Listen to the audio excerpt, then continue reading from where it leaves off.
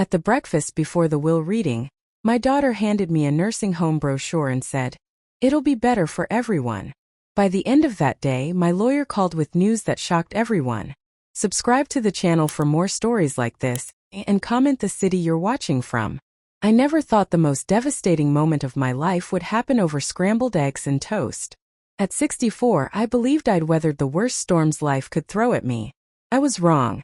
That Tuesday morning started like any other. I had Caroline and her husband Brad over for breakfast, something we'd been doing every few weeks since they moved back to town 2 years ago. I'd gotten up early, set the table with my good china, and made Caroline's favorite blueberry pancakes from scratch. The kitchen smelled like vanilla and butter, and I was humming while I worked, genuinely happy to have my daughter visiting. Caroline walked into the kitchen looking like she hadn't slept well. Her blonde hair was pulled back in a messy bun, and she avoided eye contact as she sat down. Brad followed behind her, scrolling through his phone with that permanent scowl he seemed to wear whenever he was in my house. "Morning, sweetheart," I said, kissing the top of Caroline's head. "Coffee's ready, and the pancakes are almost done." She didn't respond with her usual smile.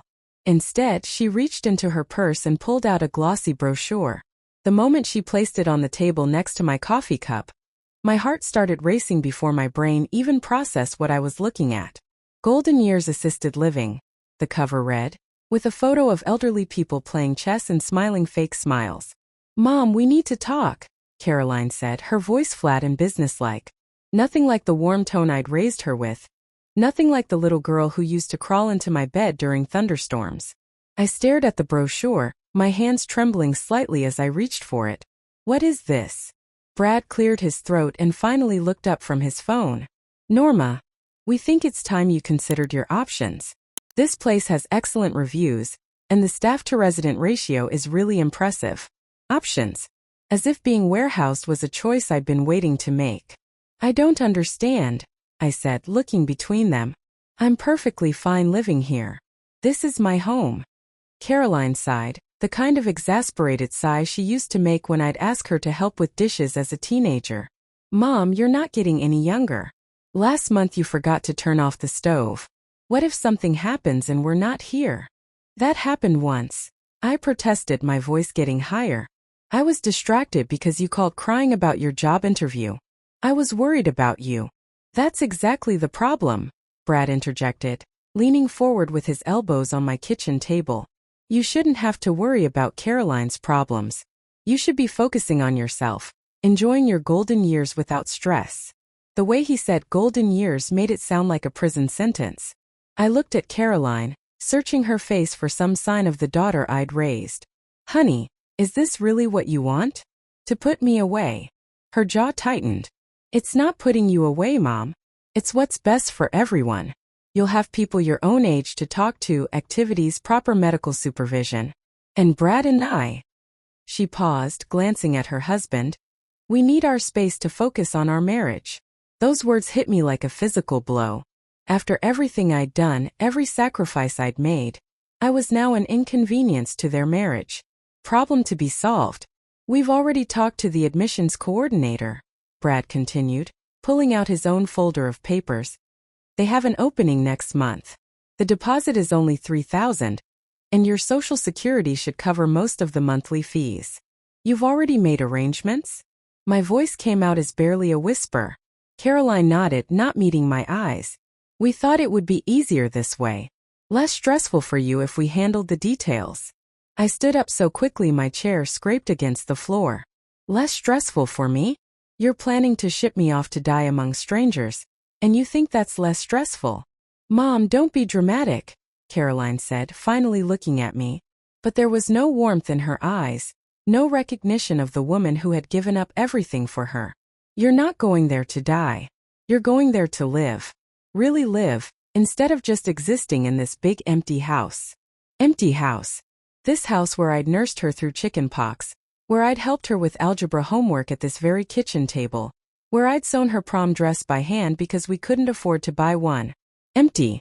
"This house is full of memories," I said, my voice breaking. "Your father and I built this life here. You grew up here."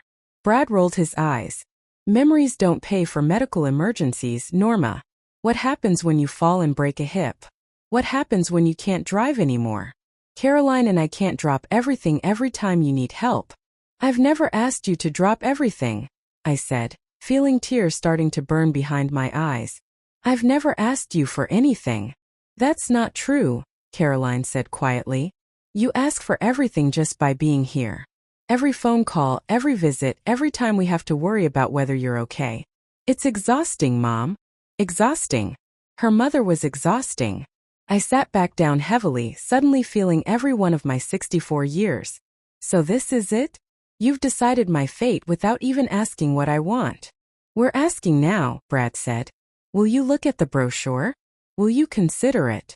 I picked up the glossy pamphlet with shaking hands. The people in the photos looked nothing like me. They looked resigned, medicated, waiting to die. And if I say no?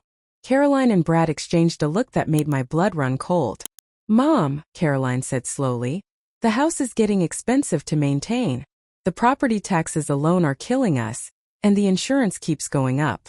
If you won't make this decision yourself, we might have to make it for you. What do you mean? Brad leaned back in his chair, suddenly looking more relaxed, like he'd been waiting for this moment. Your name might be on the deed, but Caroline is your power of attorney for medical decisions. And if we can demonstrate that living alone is dangerous for your health. He didn't need to finish the sentence. The threat hung in the air between us like poison. I looked at my daughter, really looked at her and saw a stranger. When had she become so cold?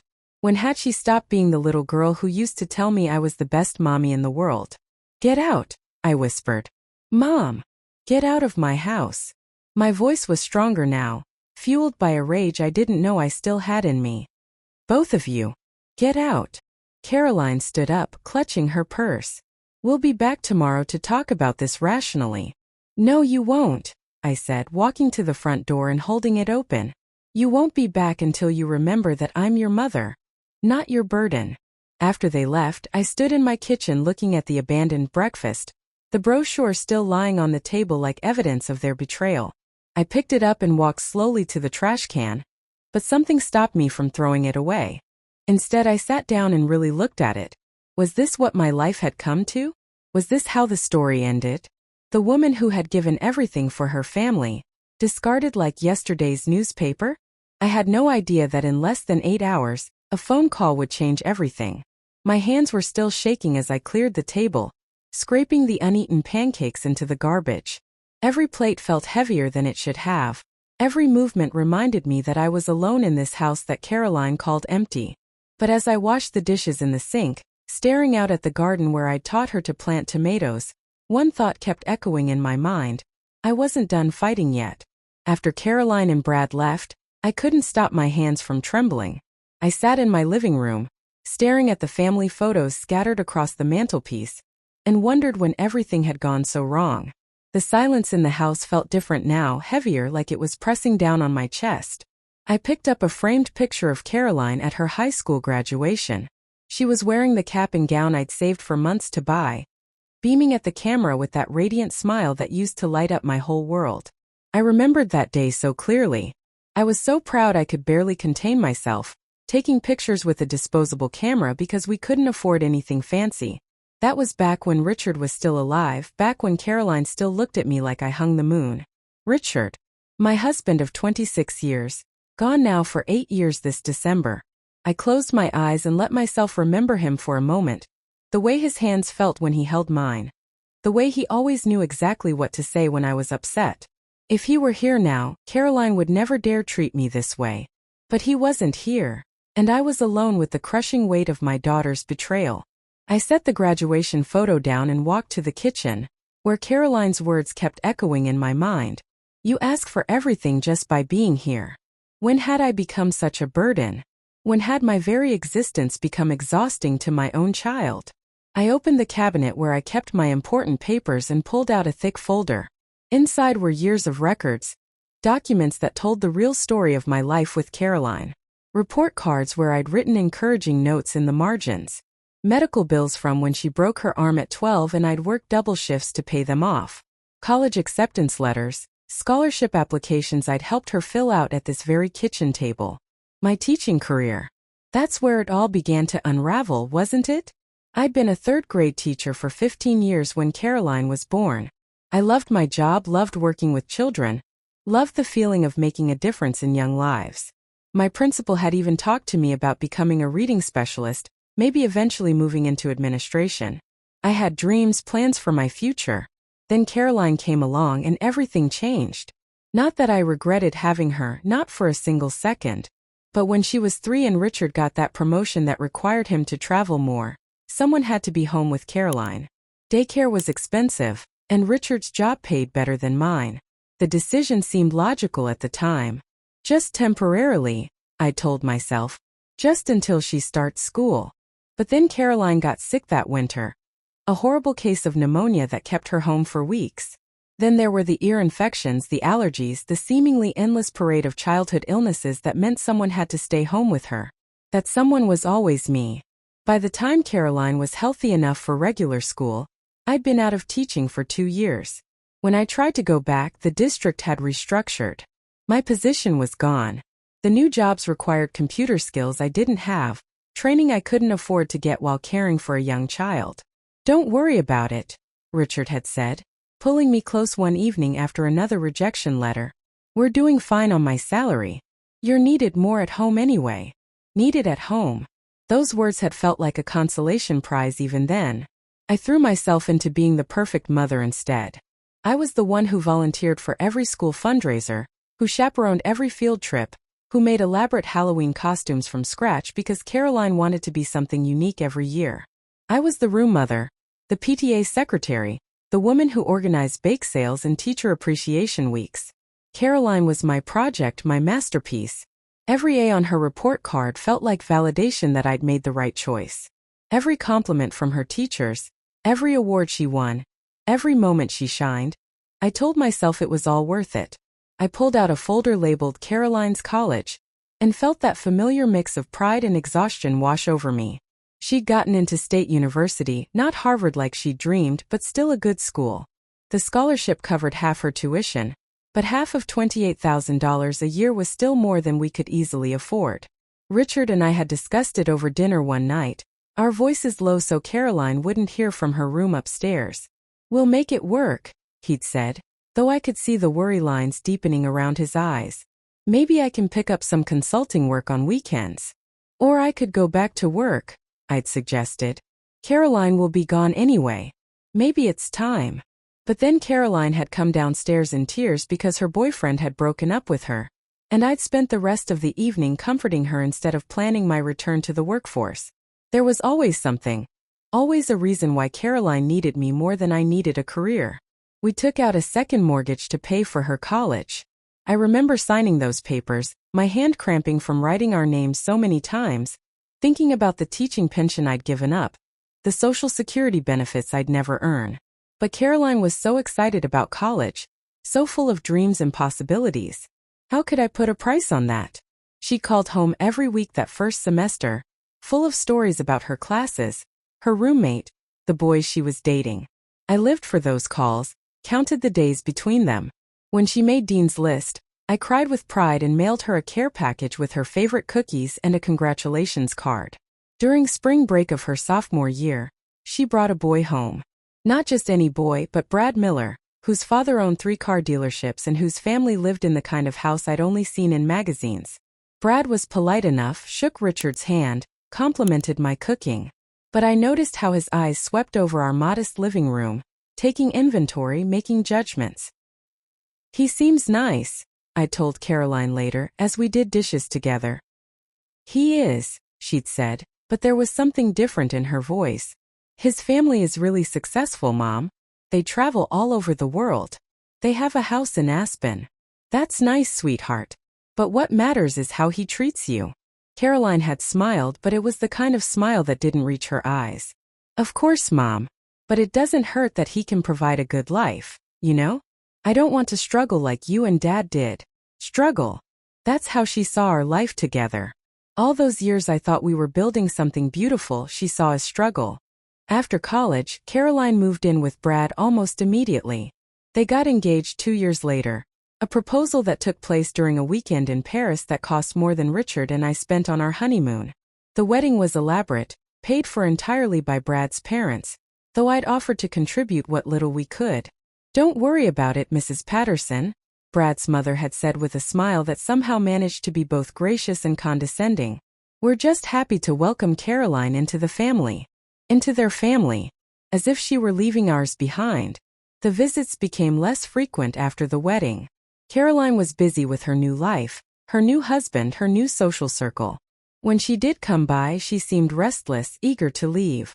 She'd check her phone constantly, cut conversations short, find excuses to avoid staying for dinner.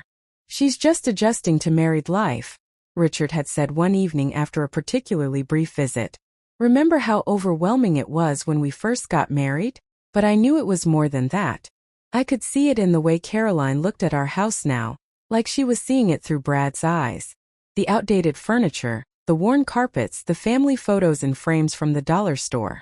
Everything that had once been home to her now seemed embarrassing. When Richard got sick, Caroline was there, but always with Brad hovering in the background, checking his watch, taking calls that couldn't wait. During those last terrible months, when I was juggling doctor appointments and insurance claims and the crushing reality that I was losing my husband, Caroline helped when she could. But I could feel her impatience, her discomfort with the messiness of illness and death. "Maybe you should consider hiring someone to help," she'd suggested one afternoon as I was struggling to help Richard to the bathroom. "A nurse or something." "We can't afford that, Caroline. You know that." "Well, maybe it's time to think about what Dad would want. Does he really want you to wear yourself out like this?" What Richard wanted was to die at home, in his own bed, with his wife holding his hand. And that's exactly what happened, even though it nearly broke me in the process. After the funeral, Caroline had been helpful with the arrangements, efficient and organized in a way that reminded me painfully of myself at her age. But within a month she was back to her own life, leaving me alone in a house that felt too big and too quiet. That was 8 years ago. 8 years of gradually realizing that the daughter I'd poured my life into saw me as nothing more than an obligation. 8 years of shorter visits, more perfunctory phone calls, a growing distance that I kept telling myself was natural, normal. But this morning had torn away all my illusions. Caroline didn't just see me as an obligation anymore. She saw me as a burden she wanted to get rid of. I closed the folder and leaned back in my chair, feeling the weight of all those years, all those choices. Had I made a mistake?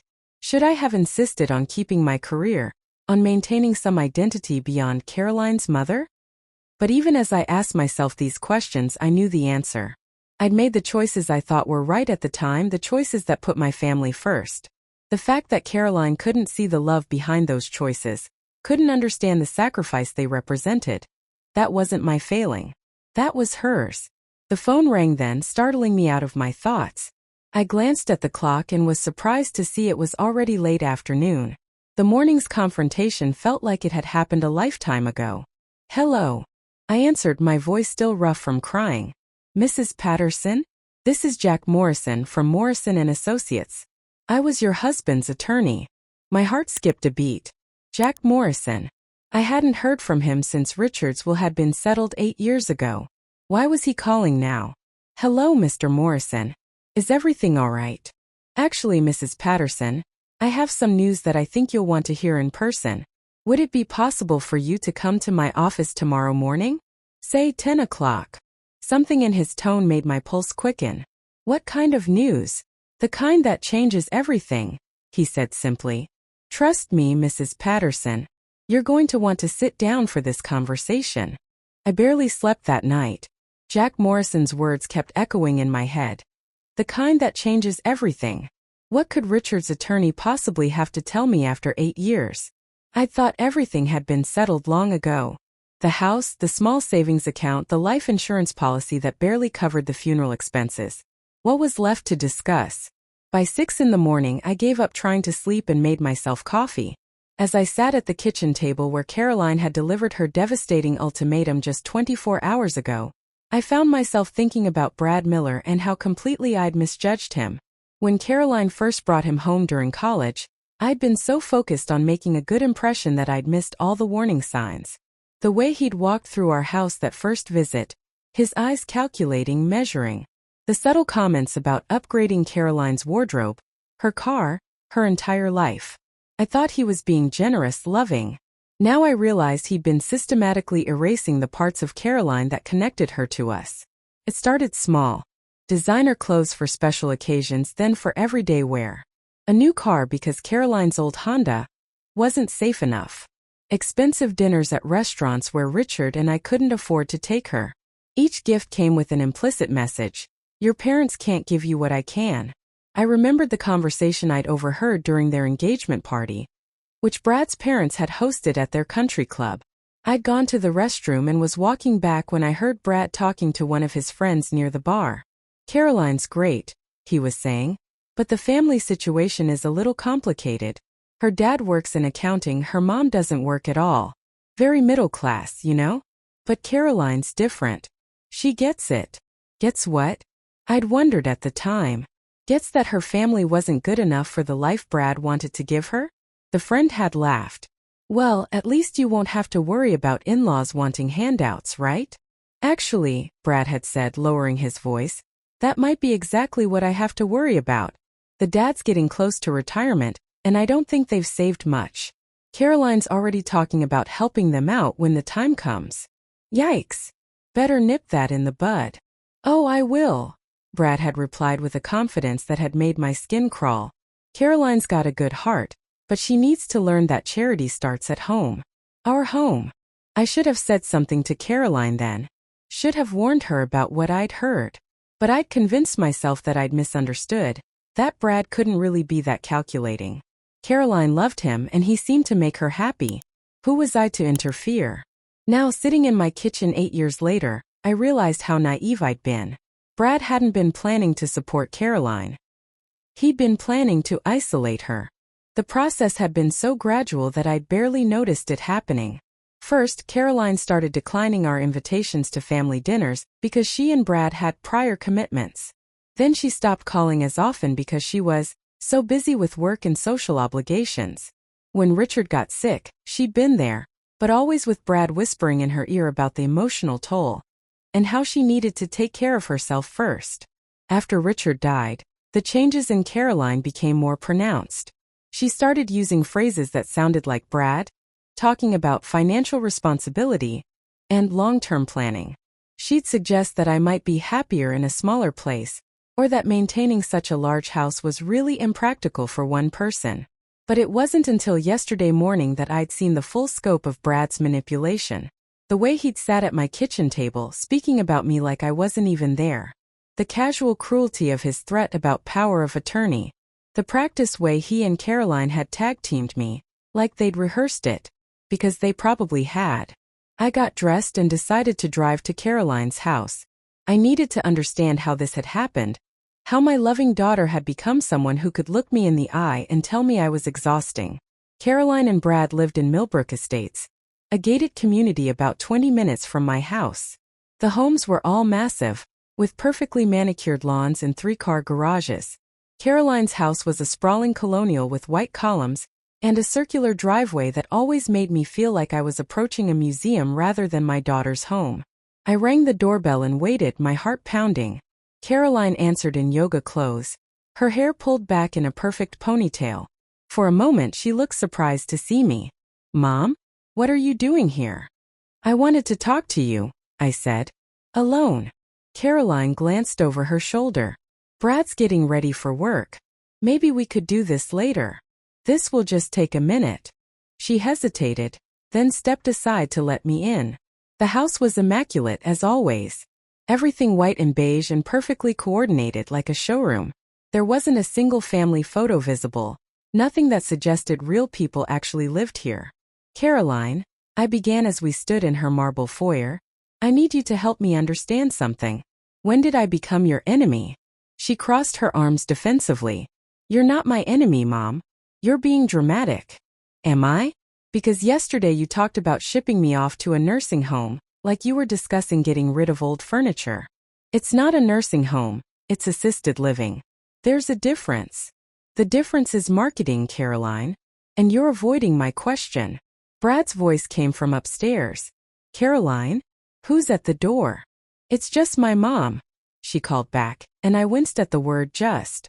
Brad appeared at the top of the staircase, adjusting his tie. When he saw me, his expression shifted to that practiced smile he used whenever he had to pretend to tolerate me. Norma, what a nice surprise. I hope you've had time to think about our conversation yesterday. Actually, I wanted to talk to Caroline privately, I said. Brad walked down the stairs, his smile never wavering. We don't have secrets in this house, Norma. Whatever you need to say to Caroline, you can say to both of us.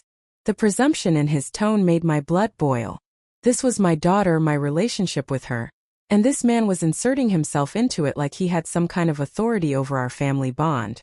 I'd like to understand, I said, looking directly at Caroline, when you stopped caring about me. Mom, that's not fair, Caroline said, but her voice lacked conviction. Isn't it? Because yesterday you made it very clear that my presence in your life is a burden you can no longer bear. Brad stepped closer to Caroline, placing his hand on her shoulder in a gesture that looked protective but felt possessive. Norma, I think you're misunderstanding our motives. We're trying to help you. Help me what? Disappear. Help you transition to the next phase of your life, Brad said smoothly. Caroline and I have been talking about this for months. We're worried about you living alone in that big house. What if you fall? What if you have a medical emergency? We can't be checking on you constantly. I never asked you to check on me constantly. I never asked you to check on me at all. Caroline's jaw tightened. That's exactly the problem, Mom. You never ask for help, but we can see you struggling. The yard is overgrown. You've been wearing the same clothes for years. You barely leave the house except for grocery shopping. I stared at my daughter in disbelief. So because I don't spend money I don't have on new clothes, because I can't afford a landscaper on Social Security, that means I'm incompetent? It means you're not thriving, Brad interjected. And Caroline feels guilty about it. Every day she worries about whether you're okay, whether you're lonely, whether you're taking care of yourself properly. It's affecting our marriage. There it was. The real truth. I wasn't being sent away for my own good. I was being sent away because my existence was inconvenient for their perfect life. So this is about protecting your marriage from the burden of caring about me, I said. It's about everyone being happy, Caroline said, but she couldn't look me in the eye. You'll make friends at Golden Years. You'll have activities, people to talk to. You won't be sitting alone in that house all day. I like my house, Caroline. It's my home. It's where your father and I built our life together, where I raised you. Brad rolled his eyes. Living in the past isn't healthy, Norma. You need to focus on the future. My future according to who? You. According to reality, Brad said, his patience finally showing cracks. You're 64 years old, living alone in a house that's too big for you, with no real income besides Social Security. What happens when you can't drive anymore? What happens when you can't manage the stairs? Caroline and I can't restructure our entire lives around your needs. I never asked you to restructure anything. You don't have to ask, Caroline said quietly. You're my mother. I worry about you. But I also have a husband and a life and responsibilities that don't revolve around you. Those words hit me like a physical blow. After everything I'd given up for her, after 25 years of making her the center of my universe, she couldn't even comprehend the idea of making me a small priority in hers. I see, I said, my voice steady despite the pain crushing my chest. And if I refuse to go along with your plan? Brad and Caroline exchanged a look that made my stomach turn. Mom, Caroline said carefully, we've already talked to a lawyer about our options. As your only family member, I have certain rights when it comes to your welfare. You're threatening me. We're trying to avoid having to make difficult decisions, Brad said. But if you won't cooperate, if you won't think rationally about this situation, then yes, we might have to consider other options. The mask had finally slipped. This wasn't about love or concern or wanting what was best for me. This was about control. Brad wanted me out of the picture, and he'd convinced Caroline that it was for everyone's good. I need to go, I said, turning toward the door. Mom, wait, Caroline called. Think about what we've said. Really think about it. We're not trying to hurt you. I stopped with my hand on the doorknob and turned back to look at my daughter. For just a moment, I saw a flicker of the little girl she used to be, uncertain and needing reassurance. But then Brad's hand tightened on her shoulder, and the moment passed. I have thought about it, Caroline. I've thought about how I spent 25 years putting you first always, and now you can't even pretend to put me second. I left them standing in their perfect foyer and drove home with my hands shaking on the steering wheel. I had less than 24 hours until my appointment with Jack Morrison, and I was beginning to hope desperately that whatever he had to tell me would give me some way to fight back. Because I wasn't going down without a fight. Not after everything I'd sacrificed, everything I'd given. If Caroline and Brad thought they could erase me from their lives like an inconvenient problem, they were about to learn just how wrong they were. I arrived at Jack Morrison's office 15 minutes early. My nerves stretched so tight I felt like I might snap. The law firm occupied the top floor of a downtown building I'd driven past countless times but never entered. The waiting room was elegant in an understated way, with dark wood furniture and law books lining the walls. Everything smelled like leather and old money. Jack Morrison emerged from his office exactly at 10 o'clock. He was a tall, distinguished man in his 70s with silver hair and kind eyes behind wire-rimmed glasses. I remembered him from Richard's funeral. How gentle he'd been during those awful weeks when everything felt like it was falling apart. "Mrs. Patterson," he said, extending his hand. "Thank you for coming in. I hope you don't mind, but I've asked my partner Sarah Chun to join us.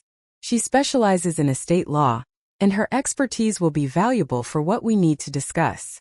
Sarah Chun was a woman about Caroline's age, impeccably dressed in a navy suit, with an intensity that immediately put me on edge. She shook my hand firmly and gestured toward the conference room. "Please have a seat," Jack said, closing the door behind us. "Can I get you some coffee? Water?" "I'm fine," I said, though my mouth felt dry as dust. "Mr. Morrison, yesterday you said you had news that would change everything. I have to be honest, after the week I've had, I'm not sure I can handle any more surprises." Jack and Sarah exchanged a glance before Jack opened a thick file folder. "Mrs. Patterson, I want you to know that what I'm about to tell you is going to come as a complete shock. Your husband never wanted to burden you with these details while you were grieving, so he left specific instructions that this information only be revealed under certain circumstances." My heart started racing. What kind of circumstances? "If anyone ever tried to force you into a care facility against your will," Sarah said quietly. "Your husband was very specific about that." I felt the blood drain from my face. How could Richard have known? "He didn't know," Jack said gently. "But he worried. He'd seen how some families treat widowed elderly parents, and he wanted to make sure you were protected. He asked me to monitor your situation discreetly, and when certain, let's call them red flags, came to my attention, I was instructed to contact you immediately." "What red flags?" Sarah leaned forward. "Mrs. Patterson, did your daughter recently suggest you might want to consider assisted living?" I laughed bitterly. Suggest is a generous word for what happened yesterday. She and her husband basically gave me an ultimatum. Jack's expression darkened. "I was afraid of that. Mrs. Patterson, your husband left you something significant. But he was very concerned that if certain family members knew about it, they might try to manipulate you or even claim you were incompetent to manage your own affairs." "I don't understand. Richard's will was settled 8 years ago. Everything went to me, what little there was." "Everything he wanted people to know about went to you," Sarah corrected. "But there was something else. Something he'd inherited from his father years before you met. Something he never mentioned because it seemed worthless at the time." Jack pulled out a thick stack of papers. "Mrs. Patterson, your husband inherited 250 acres of rural land in Pine County from his father. At the time of the inheritance 35 years ago, it was essentially worthless. Undeveloped, inaccessible, no utilities. Worth maybe $5,000 total." "I never heard Richard mention any land," I said, confused. "Because he essentially forgot about it," Jack continued. "The property taxes were minimal, maybe $60 a year, so he just kept paying them automatically. It was easier than dealing with the paperwork to sell what appeared to be worthless property." Sarah opened her laptop and turned it toward me. "Mrs. Patterson, Pine County has experienced explosive growth in the last 15 years. What used to be isolated rural land is now prime real estate for development. And your husband's property. She clicked through several screens showing me maps and photographs. Your property sits directly adjacent to the new Pine Ridge Resort and Golf Course. The county just approved a massive residential development project for the area. Mrs. Patterson, that worthless land is now worth approximately $3.7 million. I stared at the screen, unable to process what I was hearing. That's impossible. It gets better, Jack said, pulling out another document. 3 years ago, the Pine Ridge Resort approached us about leasing mineral rights and water access on your property. Your husband agreed to a long-term lease that pays $40,000 annually. Those payments have been going into a separate account that your husband established specifically for this purpose. Sarah handed me a bank statement. Mrs. Patterson, in addition to the property value, you currently have $120,000 in this account from lease payments, plus interest. I felt dizzy. The numbers on the page swam before my eyes. Why didn't Richard tell me about this? He planned to, Jack said gently. The lease money was going to be his surprise for your retirement. He was going to reveal everything on your 65th birthday next year. But then he got sick, and during those last months, he was more focused on protecting you than on surprising you. Protecting me from what? Sarah's expression grew serious. Mrs. Patterson, your husband was a very observant man. He'd noticed changes in Caroline over the years, particularly after her marriage. He was concerned about her husband's influence on her, and he worried about what might happen to you if Caroline and her husband knew about this inheritance. So he hid it from me too? He protected it, Jack corrected. And he protected you. The terms of his will were very specific. You were to be told about this inheritance only if someone tried to force you into a care facility, or if you requested information about any additional assets Richard might have left. He was betting that if Caroline and her husband thought there was nothing left to inherit, they'd leave you alone. I thought about Caroline's words yesterday. Your Social Security should cover most of the monthly fees. They had no idea that I was sitting on almost $4 million. There's more, Sarah said, pulling out another document. Your husband also established a trust. If anyone successfully forces you into a care facility against your will through legal manipulation, the entire inheritance is to be donated to charity. Caroline would receive nothing. He really thought Caroline might do something like that? Jack's expression was sad but resolute. Mrs. Patterson, your husband loved Caroline, but he wasn't blind to her flaws. He'd seen how she treated you during his illness, how her priorities had shifted after her marriage. He hoped he was wrong, but he wanted to make sure you were protected either way. I sat back in my chair, my mind reeling. Yesterday morning I'd been a burden, a problem to be solved. Today I was a millionaire who'd been cleverly protected by a husband who'd understood threats I hadn't even seen coming. What happens now? I asked. That's entirely up to you, Sarah said. The property is yours free and clear. The money in the account is yours. You can sell the land, develop it, continue leasing it, whatever you choose. You have complete control. Jack leaned forward. Mrs. Patterson, I have to ask. What exactly did Caroline and her husband say to you yesterday? I told them everything. The nursing home brochure, the threats about power of attorney, the casual cruelty of their assumption that I had no choices. Sarah took notes, her expression growing more serious with every detail. Mrs. Patterson, she said when I finished, what they described to you about power of attorney is not accurate. Medical power of attorney doesn't give Caroline the right to force you into a care facility unless you're declared mentally incompetent by multiple doctors. They were essentially threatening you with something they can't actually do. So they were lying? They were hoping you wouldn't know the difference, Jack said grimly. It's a common intimidation tactic used by family members who want to pressure elderly relatives into making decisions that benefit them financially. The full scope of what Caroline and Brad had tried to do hit me like a physical blow. They hadn't just been cruel, they'd been calculating. They'd researched ways to manipulate me, to frighten me into compliance. I need some time to think about all of this, I said, my voice shaky. Of course, Jack said. But Mrs. Patterson, there's one more thing you should know. The Pine Ridge Resort has approached us again. They want to purchase the entire property outright for $4.2 million. The offer is good for 30 days. $4.2 million. Yesterday I'd been counting every dollar of my Social Security check. Today I was being offered enough money to live like a queen for the rest of my life. I don't have to decide today, do I? Absolutely not, Sarah said. Take all the time you need. But Norma, if I may call you that, I want you to understand something important. You're not the helpless woman your daughter thinks you are. You have options now. Real power. I stood up on unsteady legs. Can I ask you both something? Did Richard leave any message for me? Any explanation of why he did all this? Jack smiled and pulled out a sealed envelope. He did, actually. He asked me to give you this if I ever had to reveal the inheritance. I took the envelope with trembling hands. Richard's handwriting was on the front. For my darling Norma, who deserves so much more than she ever asks for. I'll read this at home, I said, tucking it into my purse. Mrs. Patterson, Jack said as he walked me to the door, I want you to know that your husband was one of the most thoughtful clients I've ever had. Everything he did was to protect you and honor the life you built together. He saw this coming because he loved you enough to really see who you were dealing with. As I drove home, my mind was spinning with possibilities. Caroline thought she held all the cards, thought she could manipulate and threaten me into compliance. She had no idea that her loving father had spent years quietly building a fortress around me, protecting me from exactly the kind of cruelty she'd shown yesterday. But more than that, Richard had given me something Caroline couldn't understand: choice. Real powerful choice.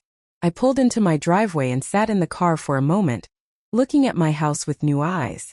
Caroline called it too big, too expensive, too much for an old woman to handle. But it wasn't too big anymore.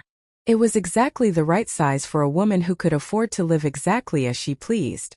I walked inside and immediately called Jack Morrison. Jack? It's Norma. I've made a decision about the property. I want to keep it, at least for now.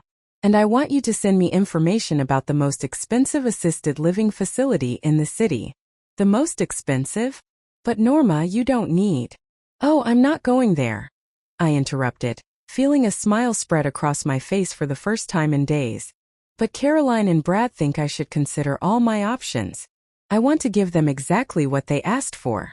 When I hung up, I finally opened Richard's letter. His words were brief but perfect. Norma, if you're reading this, it means someone tried to push you around. Don't let them. You spent our whole marriage putting everyone else first, and it's time for you to put yourself first. You are stronger than you know, smarter than they think, and you deserve a life of dignity and choice. Make them remember that they messed with the wrong woman. Love always, Richard. I folded the letter carefully and looked around my living room. Tomorrow, Caroline and Brad would probably call, expecting my answer about the nursing home. They were going to get an answer, all right, just not the one they were expecting. I spent that evening making lists. Not the kind of lists I've been making for years, filled with careful budgeting and penny-pinching strategies. These were different lists entirely.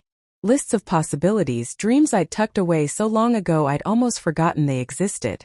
Richard's letter sat propped against the salt shaker on my kitchen table, and I kept rereading it as I wrote. Make them remember that they messed with the wrong woman. The words gave me strength every time I felt a flutter of doubt about what I was planning to do. By morning I was ready. Caroline called at 9:30, just as I was finishing my second cup of coffee.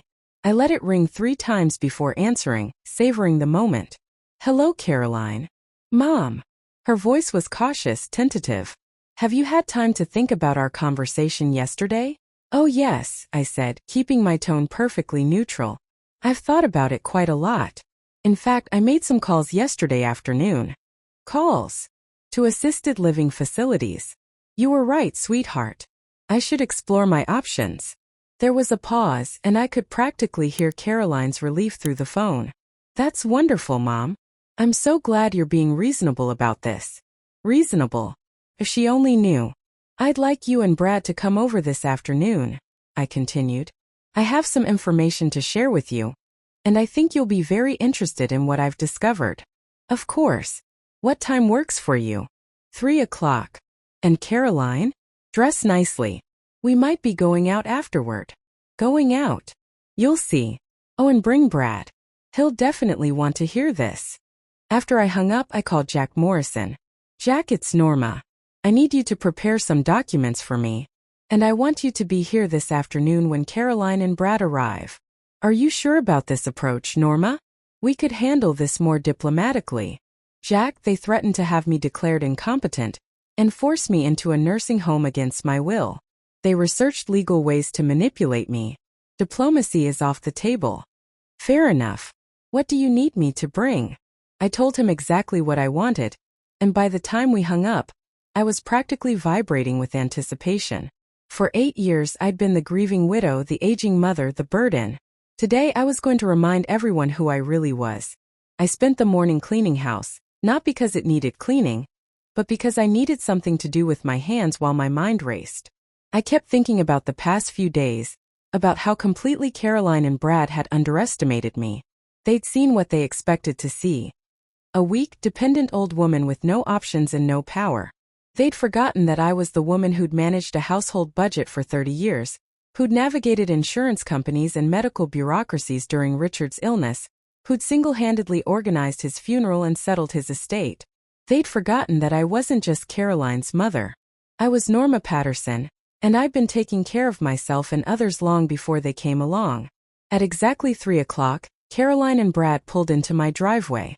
I watched from the window as they walked to my front door, both of them looking pleased with themselves. Caroline was wearing a new dress I hadn't seen before, something expensive-looking and soft blue. Brad wore a suit, as if this were a business meeting, which I supposed it was. I opened the door before they could knock. Come in. Jack Morrison is already here. Caroline's step faltered. Jack Morrison? Mom, why is Dad's lawyer here? You'll understand in a moment. Please sit down. Jack was waiting in the living room, his briefcase open on the coffee table. He stood when Caroline and Brad entered, extending his hand professionally. Caroline, Brad. Thank you for coming.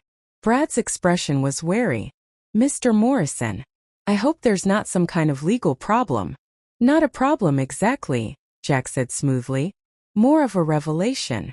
We all sat down, Caroline and Brad on the couch, me in my armchair, Jack in the chair across from them. The moment felt charged, electric.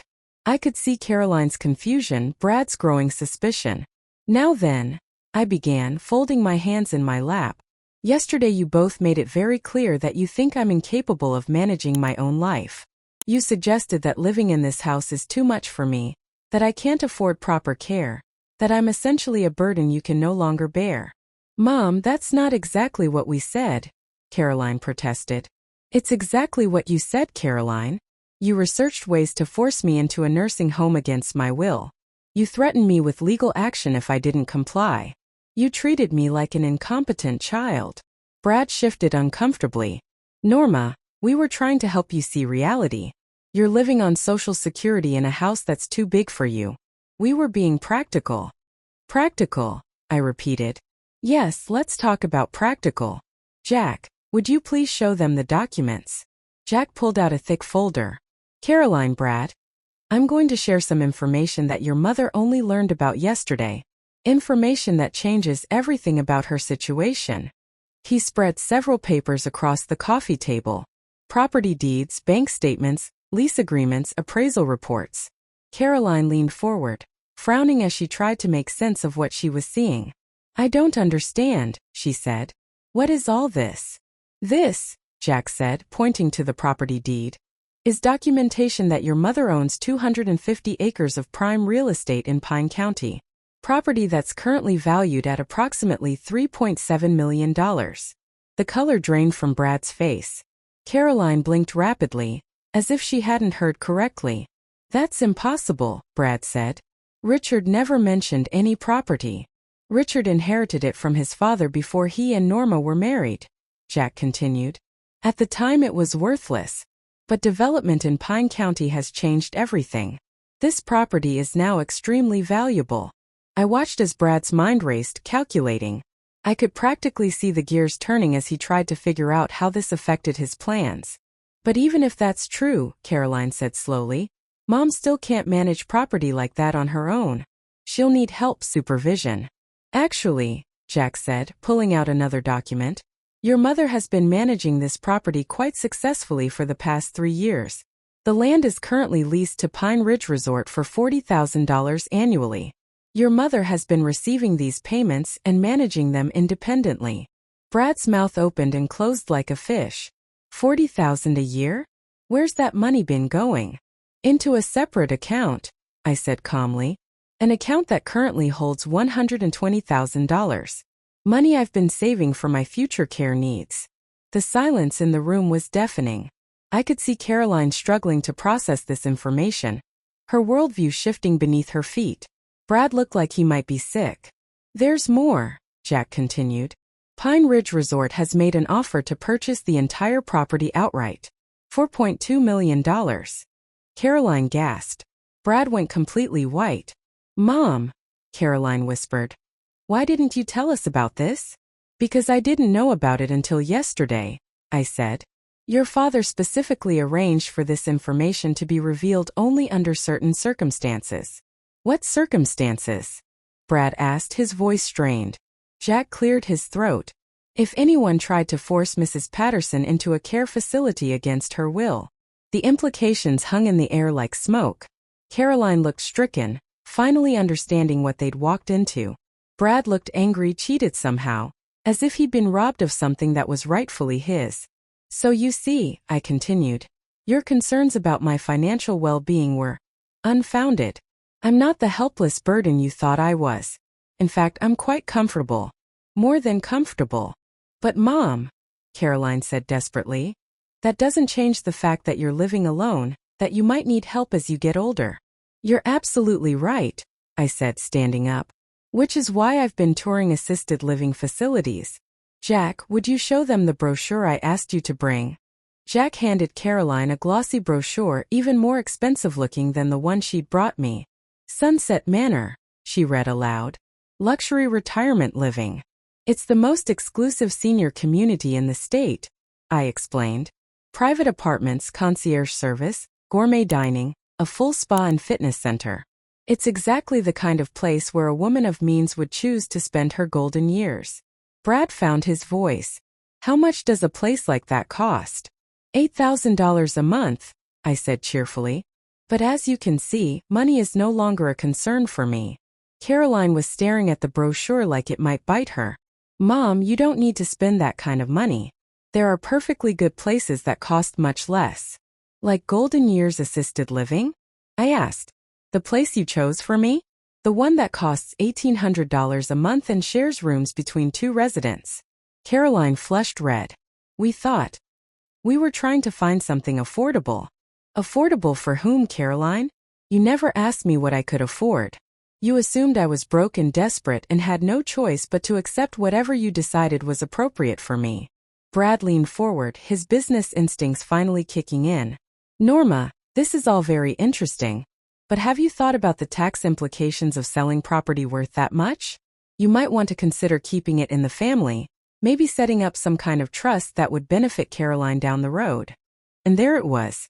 The pivot from you're incompetent to let's talk about my inheritance. Actually, Brad, your father-in-law thought of that too, Jack said, pulling out yet another document. He established a very specific trust arrangement. If Mrs. Patterson is ever forced into a care facility against her will, or if anyone attempts to manipulate her financially, the entire inheritance goes to charity. Caroline would receive nothing. The room went dead silent. Brad's face cycled through several shades of red before settling on a mottled purple. Caroline looked like she might cry. But if Mrs. Patterson lives independently and makes her own choices about her care, Jack continued, she retains complete control over the inheritance, including the right to leave it to whomever she chooses. I let that sink in for a moment before speaking. So you see, your father was a very wise man. He knew exactly how to protect me from people who might not have my best interests at heart. Caroline's voice was barely a whisper. Mom, I never meant to hurt you. I thought I was helping. Did you, Caroline? Because from where I'm sitting, it looked an awful lot like you were trying to get rid of an inconvenience, so you could get on with your perfect life. Brad stood up abruptly. This is ridiculous. Caroline was genuinely concerned about your welfare, Norma. The fact that you were hiding millions of dollars doesn't change that. I wasn't hiding anything, Brad. I didn't know about it. And Caroline wasn't concerned about my welfare. She was embarrassed by me. exhausted by the obligation of having an aging mother who didn't fit into your social circle. That's not true, Caroline protested, but her voice lacked conviction. Isn't it? When was the last time you invited me to one of your dinner parties, Caroline? When was the last time you came to visit just because you wanted to see me, not because you needed something or felt guilty? Caroline opened her mouth to answer, then closed it again. We both knew the truth. I picked up the Sunset Manor brochure and held it up. I've scheduled a tour for tomorrow morning. I'm going to see what $8,000 a month buys in terms of luxury senior living. Not because I need to, but because I can. Mom, please, Caroline said, tears starting to form in her eyes. Don't do this because you're angry with us. I'm not doing this because I'm angry, Caroline. I'm doing this because I finally have choices. Real choices. And for the first time in years, I'm going to make decisions based on what I want, not what's convenient for everyone else. I looked at both of them, these two people who had underestimated me so completely. Your father left me a gift, Caroline. Not just money but power. The power to live my life on my own terms. And that's exactly what I intend to do. 3 months later, I stood on the balcony of my new apartment at Sunset Manor, watching the sunrise paint the mountains in shades of gold and pink. My coffee was perfectly prepared by the concierge service, and my day was completely my own to plan. For the first time in my adult life, I answered to no one but myself. The transition had been easier than I'd expected. Sunset Manor wasn't just a senior living facility. It was a community of interesting, accomplished people who'd lived full lives and weren't ready to fade quietly into the background. My neighbor, Margaret, had been a federal judge. The man across the hall, Robert, had built and sold 3 successful companies. These weren't people warehoused by their families. These were people who'd chosen to live here because they wanted luxury, convenience, and the company of their peers. Caroline had called exactly once since I'd moved in, 3 weeks after the confrontation in my living room. The conversation had been awkward, stilted, full of long pauses and careful words. How are you settling in, Mom? Very well, thank you. The place looks nice from the pictures on their website. It's beautiful. Would you like to visit sometime? A pause. Maybe soon. Things are just really busy right now. Of course they are.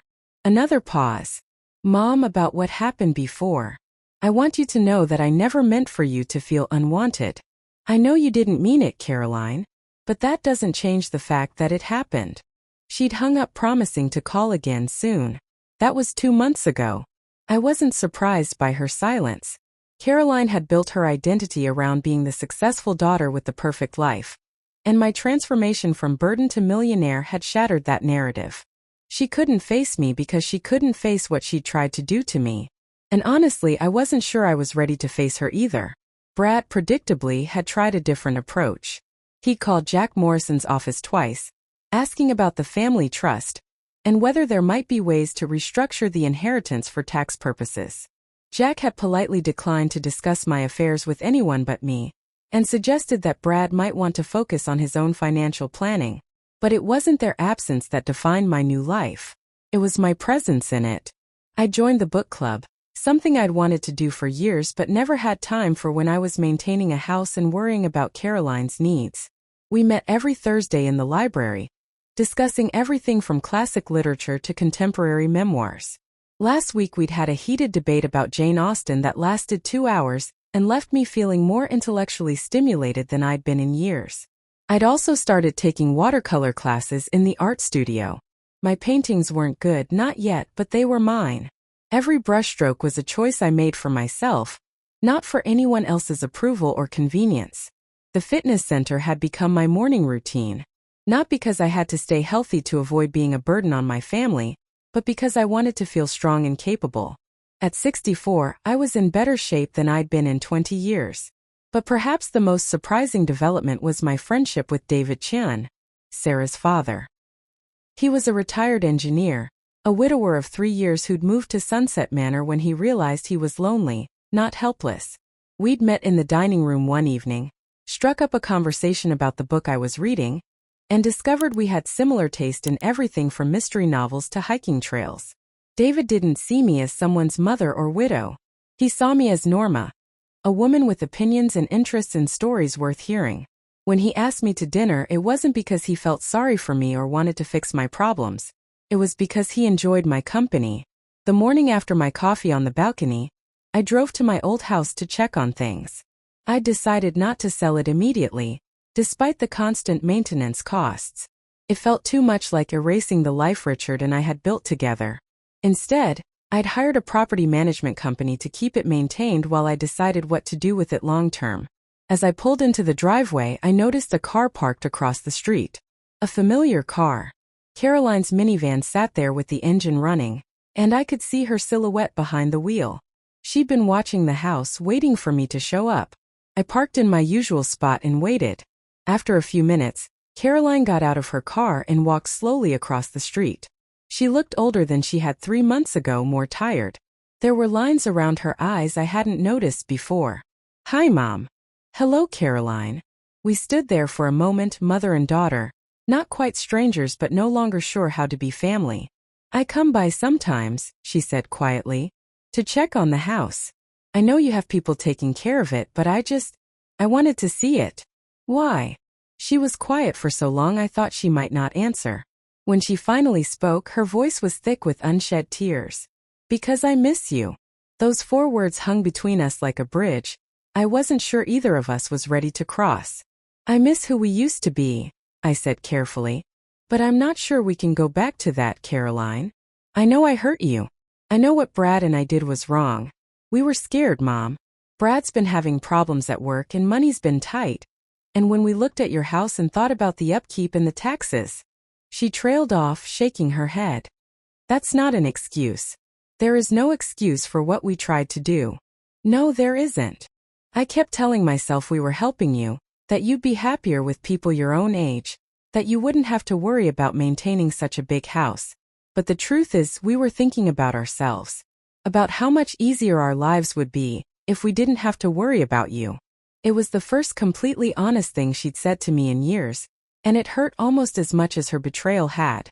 "I'm glad you can admit that," I said. "But admitting it doesn't undo it, Caroline. I know. I don't expect you to forgive me. I just wanted you to know that I see it now, what we tried to take from you. Your independence, your dignity, your right to make your own choices. Dad would be ashamed of me." "Yes," I said quietly. "He would be."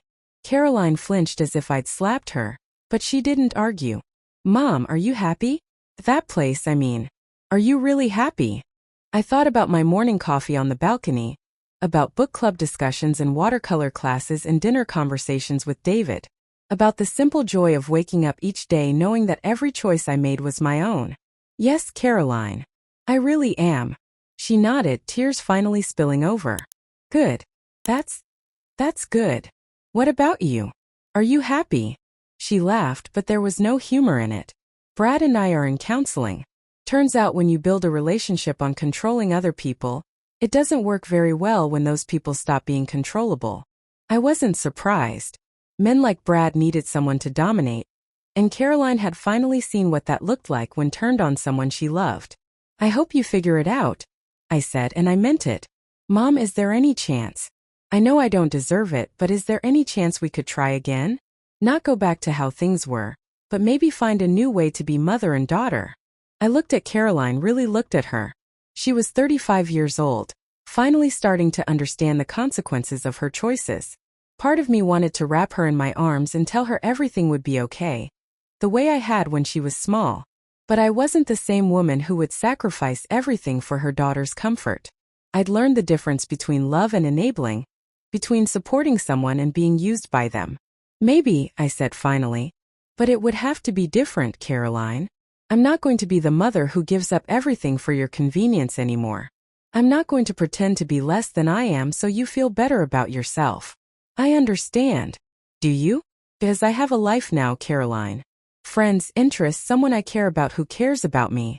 I'm not sitting in an empty house waiting for you to call. I'm not going to drop everything every time you need something. I'm not going to be available for guilt trips or manipulation or being treated like a burden." Caroline nodded, wiping her eyes. "I understand. And I want that for you, Mom. I want you to have a life that makes you happy. Then we might be able to find our way back to each other. But it's going to take time, Caroline. A lot of time." I know. I started walking toward the house, then turned back. Caroline? Next time you want to check on something that matters to me, try calling first. This sneaking around and watching from cars isn't healthy for either of us. She almost smiled. Yes, ma'am. As I walked through my old house, I thought about the woman I'd been when I lived here. The woman who defined herself through service to others, who measured her worth by how much she could give up for her family. That woman had been loved in her way, but she'd never been respected. She'd never been seen as a whole person with her own needs and dreams. I wasn't that woman anymore. 6 months later, David and I took a cruise to Alaska. As I stood on the ship's deck watching glaciers calve into the sea, I thought about Caroline's question. Was I happy? The answer was more complicated than yes or no. I was content in a way I'd never been before. I was living a life that belonged entirely to me. But happiness, real happiness, wasn't just about getting what you want. It was about knowing who you are and having the courage to be that person, even when it disappointed people you loved. Caroline and I had started having lunch once a month, careful conversations over salad where we talked about books and movies and the weather. We were learning to be acquaintances who happened to share a history, and maybe someday we'd figure out how to be mother and daughter again. But even if we didn't, I was okay with that. Because I'd finally learned something it had taken me 64 years to understand. Love without respect isn't love at all. It's just need disguised as devotion. And I was done being needed by people who didn't value me. Standing on that ship's deck, watching the endless horizon stretch before me, I raised my coffee cup in a silent toast to Richard. He'd given me more than money. He'd given me back myself. And I was never giving that away again. The woman who'd once measured her worth by how much she could sacrifice had become a woman who measured it by how much she could choose. And every choice I made now was mine alone. It was, I realized, the most beautiful kind of freedom there was,